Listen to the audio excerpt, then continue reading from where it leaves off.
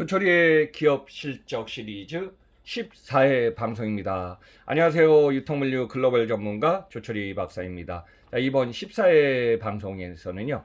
자, 우리나라의 물류 기업 중에 가장 역사가 오래된 CJ 대한통운편을 갖고 왔습니다.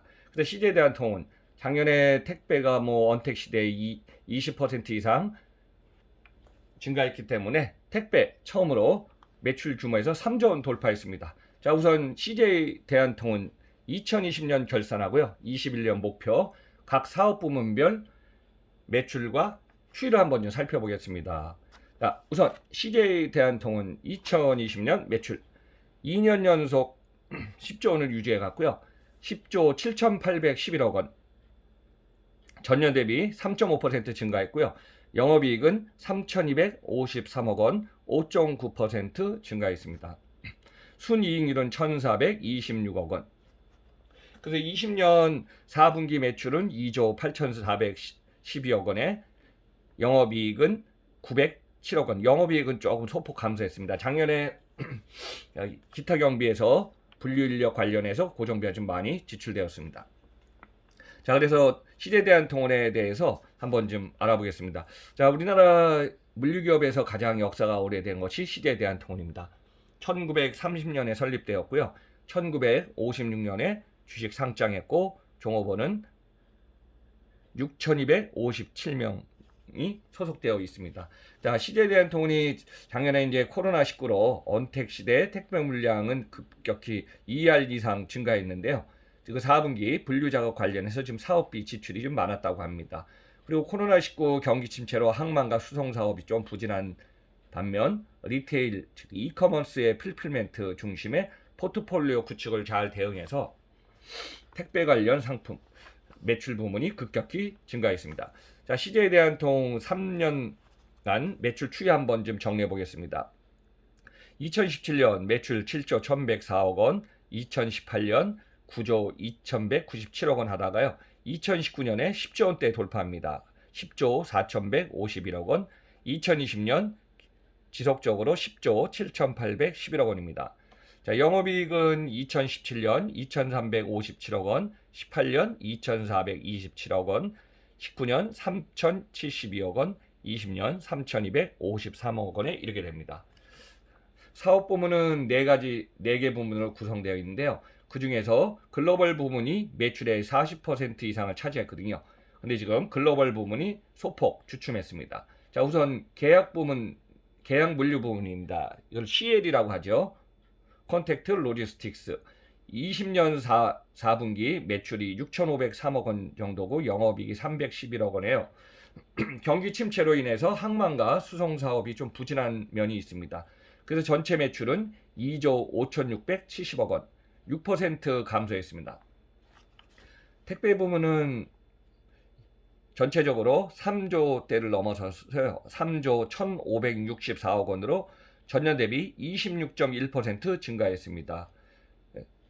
2020년 4월 매출은요. 분기별이죠. 8,603억 원에 24.6% 매출 급증, 영업이익 343억 원, 7% 다운입니다. 그래서 이제 4분기에 도급이라든가 간손 비용이 증가해서 또 택배 기사 지원 강화, 분류 작업 등등 해갖고요. 4분기에는 영업이익이 큰 폭으로 늘어야 되는데 줄은 상황입니다. 자, 글로벌 부문 매출 4조 3,851억 원, 전년 대비 1.28% 감소. 4분기 매출은 1조 1,525억 원, 영업이익 204억 원. 비슷하게 지금 3.2%, 13% 전년 대비 동기간 감소했습니다. 자, 글로벌 부분은 동절기 코로나19 재확산에 따라서 물동량 국제 간의 감소도 있었고요. 또 미국, 인도 등 주요 거점의 실적 개선에 좀 차질이 있었던 것이 주요 원인으로 발생하고 있습니다. 그래서 전반적으로 해외 물류법인 물량이 감소한 것이 큰 영향을 보이고 있습니다. 그 다음 마지막으로 건설 부문입니다. 건설 부문은 6,726억 원의 9% 감소입니다. 대외공사 매출이 감소했고요. 또 적기 수주가 지연되는 등 이 상황이 계속되다 보니까 20년 4분기에도 1,782억 원의 24% 감소, 영업이익은 50억으로 59% 감소했습니다. 전반적으로 코로나19의 제약상에 따라서 건설, CL 부문이 실적이 좀 주춤한 게 지금 현 상황이었고요.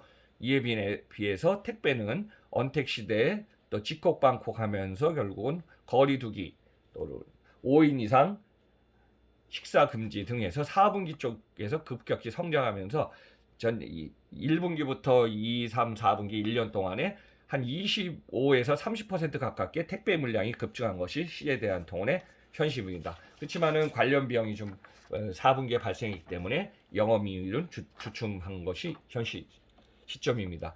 자, 2020년도 한 해를 지금 정리해 보면요, CJ대한통운은 매출 10조 원대를 갖다가 2019년에 이어서 연이어 2년 연속 유지했고요.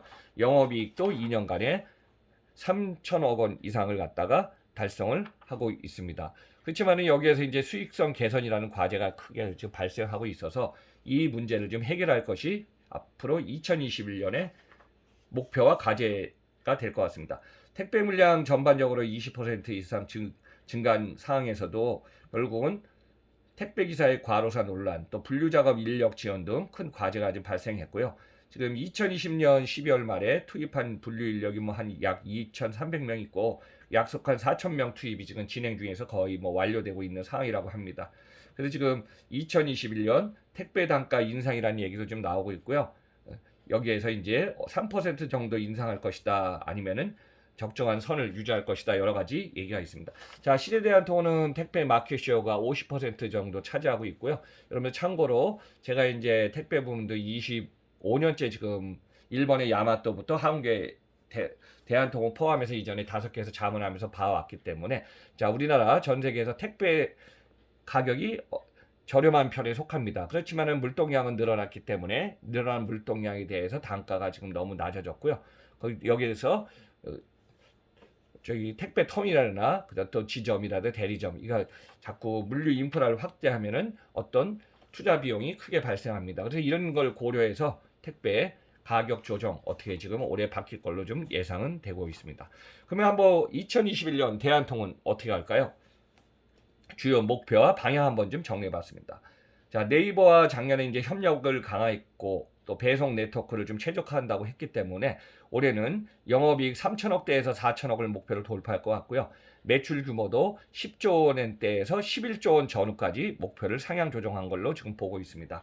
근데 여기에 이제 발목을 잡는 것이 인건비 등 지원 사업 고정비 부담이 계속 지금 늘어날 걸로 봐서 이 부분을 어떻게 커버해 나갈 것인가가 주요 과제가 될 것 같습니다. 또 신사업 확대를 통해서 미래 경쟁력을 확보한다는 방침을 가지고 있고요. 또 인공지능 AI 기반의 수요 예측과 물류센터 자동화 역량을 지금 강화하고 있는 중입니다. 또 집 배송 거점 차량을 갖다가 지금 친환경 차량, 전기차 너무 중요해졌죠. 그래서 이제 전기차로 점차 전환해서 친환경 대응을 좀 준비하고 있고요. 여기에서 또 지금 안전관리 문제, 작년에 과로사라든가 택배 터미널의 사고, 이런 문제점들을 방지하는 게 너무 중요해진 상황이라고 좀 보면 되겠습니다. 그리고 소형 상품 분류, MP, 또 풀필멘트 등 다양한 물류 인프라라든가 이거를 보완하기 위해서 설비 투자 비용으로 1,920억 원을 지금 투자한다고 합니다. 그래서 전년 대비 26.1% 많은 더 비용을 투자하기 때문에 인프라 확충에 지금 노력을 좀 할 것 같습니다.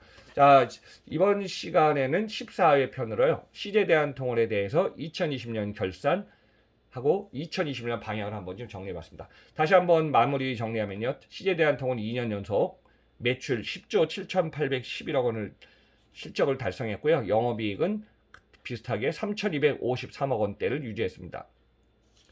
택배 사상 마켓쉐어 50%를 차지하고 있지만은 20% 이상 전년 대비 물동량이 늘어나서 택배 부문이 3조 원을 돌파했습니다. 그래서 오늘은 CJ대한통운편을 정리해 봤습니다. 자, 조철이의 기업 실적 시리즈는 계속됩니다. 다음 편 15회 편은 택배 진행하고 있는 한진 물류에 대해서 결산 또 실적을 한번 좀 발표해 정리해 드리겠습니다. 자, 여러분들 마지막까지 시청해주셔서 청취해서 감사드리면서 구독 안 누르신 분은 쿡 부탁드리겠습니다. 자, 조철 박사의 통통통의 기업 실적 시리즈 계속 진행됩니다. 다음 방송에서 뵙겠습니다. 감사합니다.